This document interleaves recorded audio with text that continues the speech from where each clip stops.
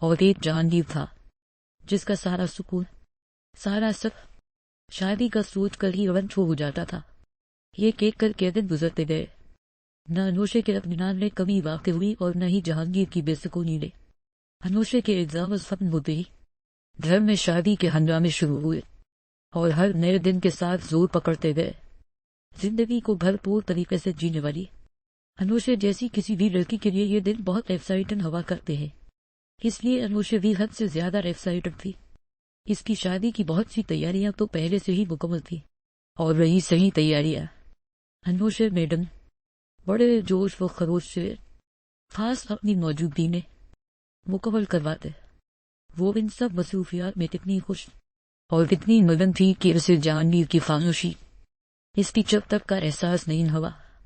لیکن جہانگیر کا معاملہ بالکل برعکس تھا۔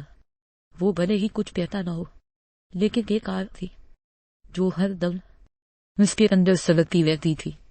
وہ ہر دن، ہر رات انوشے کی آئندہ زندگی کو پذیر کرنے، اسے تکلیف پہنچانے اور اسے تڑپانے کے نئے منصوبوں پر غور کرتا رہتا۔ اس نے بہت بار چاہا کہ وہ ایک مرتبہ پھر جا کر انوشے سے شادی سے انکار کرنے کی ریکویسٹ کرے، پر انوشے کا ڈھیٹ پن اور ہر دفعہ کا ایک ہی جواب اس کی ہمت توڑ دیتا۔ اسے انوشے پر غصہ تھا، اپنے آپ پر بھی غصہ تھا کہ وہ اپنے پیرنٹس کو اپنی محبت کے لیے راضی نہیں کر پایا۔ اسے غصہ تھا کہ وہ اپنی محبت پر اپنے سارے اختیار کھو چکا تھا۔ آج انوشے کی مہندی تھی۔ ان کے ہاں یہ رواج تھا کہ مہندی کا فنکشن لڑکے والے اپنے گھر میں اور لڑکی والے اپنے گھر میں کرتے تھے، سو اس لیے انوشے کے ہاں صرف اور صرف اس کی فیملی کزنز، کچھ ہمسائیوں اور کچھ دوستوں نے رونق لگائی تھی۔ اس سب کے باوجود بھی وہ نظریں جھکائے عام دلہن کی طرح شرمائی ہوئی سی بیٹھی تھی، مگر پھر بھی وہ بہت انجوائے کر رہی تھی۔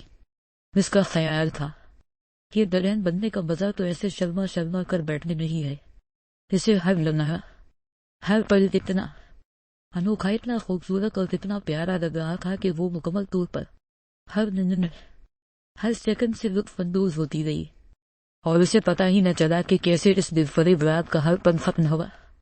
کب صبح ہوئی، کب اگلا دن آیا، اور کب وہ نفسک سے تیار ہو کر میرج ہال کے برائڈل روم میں بیٹھی اپنے ہونے والے مجازی خدا کا انتظار کرنے لگی۔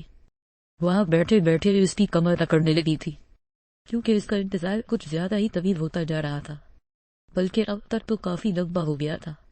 اب تو اسے تشویش ہونے لگی تھی، اسے لگا کہ کہیں جہانگیر نے کوئی گڑبڑ نہ کر دی ہو۔ وہ وہاں بیٹھی بہت پریشان ہو رہی تھی۔ اتنے میں اس کی ایک کزن نے اسے باہر سے آ کر اطلاع دی کہ بارات آ چکی ہے۔ وہ جو اس وقت تقریباً بارات نہ آنے کے خوف سے رونے کو تھی، ایک دم اس کے چہرے پر مسکراہٹ دوڑ گئی، اور وہ کوئی عام مسکراہٹ نہیں تھی، ایک بہت ہی خاص مسکراہٹ تھی جس میں اس کا اطمینان، اس کا جوش، اس کی خوشی اور دلہنوں والی مخصوص شرم سب بہت واضح طور پر دکھائی دے رہی ہے۔ اور پھر اس کے دل کی دھڑکن، وہ بھی دھیرے دھیرے دھڑکنے لگی تھی۔ جو بھی تھا یا جو بھی ہو، یہ نکاح کا پیپر اور اس پر دستخط کرنے کا لمحہ دھڑکنوں کو بے ربط کر کے ہی رہتا ہے۔ وہ بھی اسی لمحے کے اثر میں، اسی لمحے فسون میں اپنے بے ترتیبی سے دھڑکتے دل کو قابو کرنے کی ناکام سی کوشش کرتے ہوئے کانپتے ہاتھوں سے زندگی کو بدل دینے والے اس کاغذ پر اپنے دستخط کر کے اپنے سب حقوق اس قابل کے نام کر دیا۔ ایک یہ تھی کہ اس کی خوشی اور فرحت سمجھ کر ہی نہیں دے رہی تھی، اور ایک اس کے دولہے میاں تھے جو منہ پھلائے اپنی نوک دار ناک پر وفا سجائے اپنے ہر انداز سے ناخوش ہونے کا اندیہ دے رہے تھے۔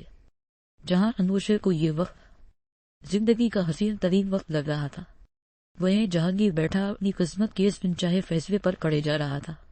اسے یہ وقت، یہ لمحات اس کی زندگی کے بدترین لمحات لگے۔ انوشے رخصت ہو کر اپنے سسرال آ چکی تھی۔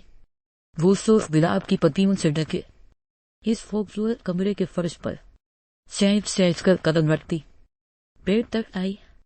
فریار بھابھی، یعنی دولہے صاحب کے بڑے بھائی کی بیگم نے اسے سہارا دے کر بیڈ پر ٹھیک طریقے سے بیٹھنے میں مدد اور ساتھ ہی مسکراتے ہوئے اس کا لہنگا بیڈ پر خوبصورتی سے پھیلایا۔ انوشے نے جوابی مسکراہٹ اچھالتے ہوئے ان کا شکریہ ادا کیا۔ اس کی مسکراہٹ کا انداز خاصا شرمیلا تھا، جس پر بھابھی کی بے ساختہ ہنسی چھوٹی، جس پر وہ مزید جیت گئی۔ بھابھی کا ایسے بار بار سے شرمانے پر مجبور کرنے کا کوئی ارادہ نہیں تھا، اس لیے وہ اسے تنگ کیے بنا ہی مسکرا کر الوداع کہتی وہاں سے چلی گئی۔ ان کے جاتے ہی انوشے کچھ دیر تو شرمیلی سی بن کر سرتاج کے آنے کا انتظار کرتی رہی، پر آخر کب تک وہ ایسے رہتی۔ ان 2 دنوں نے وہ شرمانے کی اتنی یکٹن کر چکی کہ مزید شرمانے کی کوئی گنجائش نہیں بچی، اور اب وہ اپنا سارا درناپا بھلائے اپنے بیڈ سے اٹھی۔ بھلا کب تک وہ اس کا انتظار کرتی؟ اسے پوری امید تھی کہ وہ جلدی سے تو کسی صورت کمرے میں نہیں آنے والا، کیوں نہ اتنی دیر میں کمرے کا جائزہ ہی لے لیا جائے۔ فرش پر پاؤں رکھتے ہی پیروں کے نیچے آنے والی بلاد کی نرم پتیاں اس کے سارے جسم میں ایک لطیف سا احساس دوہرا گئی۔ اس کمرے کا فرش، اس کا بیڈ، اس کی چیز، ہر چیز صرف اور صرف سچ گلابوں سے سجائی گئی تھی، جو سرنی رنگ کی دیواروں اور بلیک فرنیچر سے مزین کمرے کو مزید حسن بخش رہی تھی۔ گلابوں کی دھیمی اور بے انتہا دل فریب خوشبو اس کی ہر سانس میں کر رہی تھی۔ وہ آہستہ آہستہ قدم اٹھاتی، ڈریسنگ ٹیبل تک گئی۔ وہاں آئینے میں اپنا حسین سراپا دیکھ کر تو جیسے اس کی اپنی نظریں اس پر سے ہٹنے سے انکاری ہو گئی۔ بلا شبہ وہ ناقابل بیان حد تک پیاری لگ رہی تھی، اور ایسی کی کولن سے یک ہوتا کمرہ، وہ فضا کا معطر پن، ماحول کو ایک الگ ہی انداز میں فسون خیز بنا رہی تھی۔